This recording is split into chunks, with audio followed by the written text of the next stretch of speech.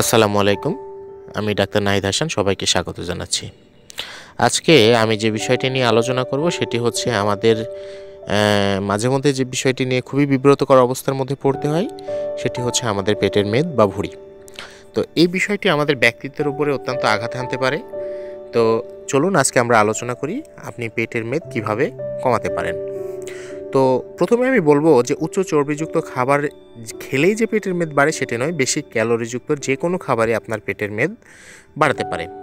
একবার পেটে মেদ জমলে সেটা কাটিয়ে ওঠা যাবে না, এরকম একটা ধারণা আমাদের সমাজে প্রচলিত আছে।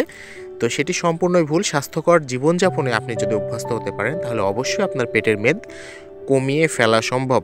তার আগে জানা জরুরি কোন ধরনের খাবারের কারণে পেটে মেদ জমতে পারে। সাধারণত মদ্যপান, মিষ্টি জাতীয় খাবারের অতিরিক্ত গ্রহণ, ডুবো তেলে ভাজা খাবার, কোমল পানীয়, অস্বাস্থ্যকর বাইরের খাবার, দেন নিয়মিত লাল মাংস বা রেডমিট অর্থাৎ গরু বা খাসির মাংস, স্যাচুরেটেড চর্বি গ্রহণ ইত্যাদি পেটের মেদ বাড়িয়ে তোলার পেছনে কিন্তু অনেকটাই ভূমিকা রাখে। একটি গবেষণায় দেখা গেছে যে যখন একই তেল আপনি বারবার ব্যবহার করেন তখন সেখানে ট্রান্স ফ্যাট উৎপন্ন হয় এবং এই ট্রান্স ফ্যাট পেটের মেদ বাড়িয়ে দেয়। পেটের মেদ অতিরিক্ত জমে যাওয়ার আগেই অবশ্যই আপনার সেটাকে নিয়ন্ত্রণ করা কিন্তু উচিত। তো আসুন আমরা দেখি যে কিভাবে আমরা পেটের মেদটাকে নিয়ন্ত্রণ করতে পারি। তো নিয়ন্ত্রিত খাদ্যাভ্যাস ও সঠিক জীবনযাপনের মাধ্যমে আমরা শরীরের বাড়তি মেদ জমা বা ভুঁড়ি হওয়া থেকে রক্ষা পেতে পারি। তো চলুন জেনে নেওয়া যাক পেটের মেদ বা ভুঁড়ি থেকে বাঁচতে কী করা যায়। তো প্রথমে আমি যেটি বলতে চাই আপনাদের সেটা হচ্ছে খাদ্য তালিকায় ফাইবার সমৃদ্ধ খাবার অন্তর্ভুক্ত করতে হবে, যেমন লাল চাল বা লাল আটার তৈরি খাবার এবং শাকসবজি এবং ফলমূল খাবারে মিলবে আঁশ, এবং সেই আঁশটা আপনার পেট অনেকক্ষণ ভরা রাখবে এবং সেটি থেকে আপনি অবশ্যই ক্যালোরি গ্রহণ থেকে বিরত থাকতে পারেন। তারপরে আপনি গ্রিন টি ট্রাই করতে পারেন, কারণ গ্রিন টিতে আছে অ্যান্টিঅক্সিডেন্ট যা পেটের আপনার চর্বি বা ভুঁড়ি কমাতে খুবই কার্যকর। তাই দুধ ও চিনি বেশি দিয়ে চা পানের অভ্যাস যদি থাকে আপনার, সেটি অবশ্যই বদলে নিয়ে আপনি অবশ্যই গ্রিন টিতে মুভ করতে পারেন। আখরোট, কাঠবাদাম, সামুদ্রিক মাছে প্রচুর ওমেগা 3 ও ফ্যাটি অ্যাসিড আছে, তাই এসব খাবার আপনার পেটের মেদ কমাতে কার্যকর। আরেকটি ব্যাপার আপনাদের আমি বলবো এখন, সেটি হচ্ছে যে ঝাল খাবার খান, আপনার পেটের মেদ কিন্তু কমে যাবে।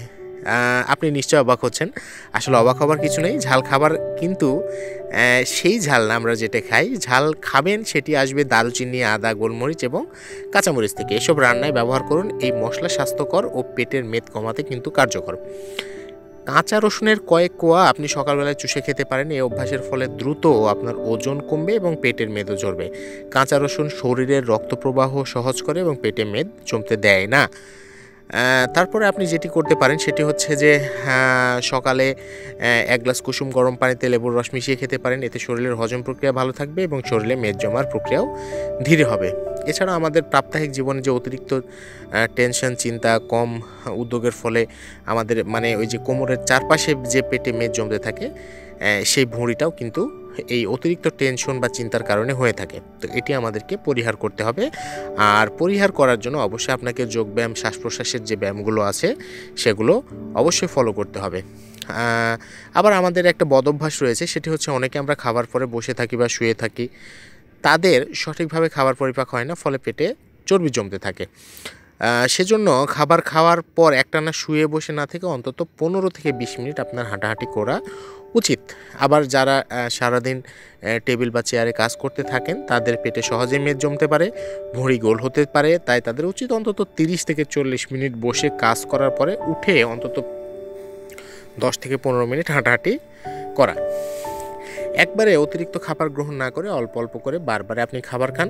সারাদিনে অর্থাৎ 24 ঘন্টায় খাবারকে 5 থেকে 6 বারে আপনি নিতে পারেন। সেখানে 3 বার প্রধান খাবার ও 2 বার নাস্তা জাতীয় খাবার আপনি অন্তর্ভুক্ত করেন। তো আশা করছি আপনার উপরোক্ত ব্যাপারগুলো ফলো করলে আপনি অনেক ক্ষেত্রে বা অনেকটাই পেটের মেদ বা ভুঁড়ি যেটা আমরা বলি না কেন, সেটি থেকে আপনি স্লিম হতে পারেন। তো সবাইকে ধন্যবাদ। সবাই সুস্থ থাকবেন। আল্লাহ হাফেজ।